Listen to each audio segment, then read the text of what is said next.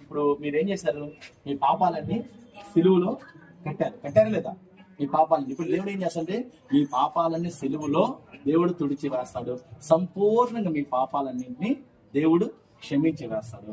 ఇప్పటి నుంచి మీరు ఎవరంటే దేవుని యొక్క పిల్లలుగా పరిగణించబడతారు. ఓకేనా? All the best. Thank you.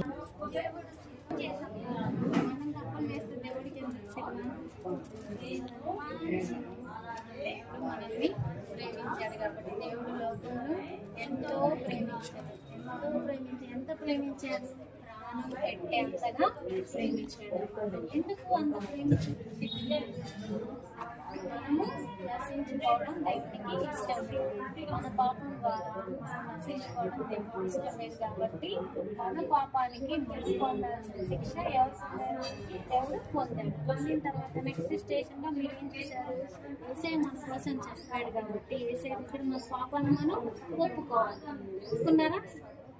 ఒప్పుకున్న తర్వాత దానిని మనం శుద్ధి చేసుకోవాలన్నమాట. ఆ పాపము తుడిచివేయబడాలి. బైబిల్లో ఇలా ఉంది, యెషయా 40:25లో నేనే నా చిత్తానుసారంగా నీ అతిక్రమములను తుడిచివేయుచున్నాను, నేను నీ పాపములను జ్ఞాపకము చేసుకున్నాను.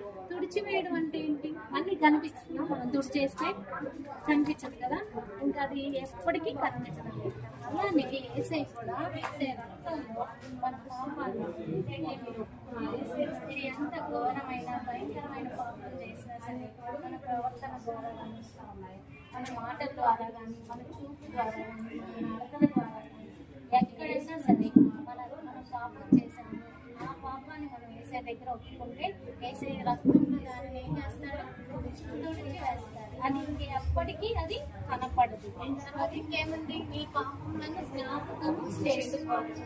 ఇంకెప్పుడు దేవుడు దానిని గుర్తు చేసుకోవడం అందుకే దేవుడు మనల్ని క్లీన్ చేసేస్తాడు. వాటిని మనం ఏం చేయాలి? అతిక్రమంగా దాచిపెట్టుకుని వాడు వర్ధిల్లడు. వాటిని ఒప్పుకొని విడిచిపెట్టువాడు కనికరం పొందుతాడు. ఆ పాపాన్ని మనం వదిలిపెట్టేసేయాలి. అప్పుడు దేవుడు తన కనికరాన్ని మన పట్ల చూపిస్తాడు అనమాట. ఇక్కడ ఇందులో ఏంటిది? వాటర్ పెట్టాం కదా, ఈ వాటర్ దేవుని రక్తానికి సాదృశ్యంగా ఇక్కడ పెట్టాం. మీరు మీ పాపాన్ని ఇందులో రాసుకోవాలి. మీరు చేసిన పాపం ఇందులో రాసి అందులో మనం కడుక్కోవాలి.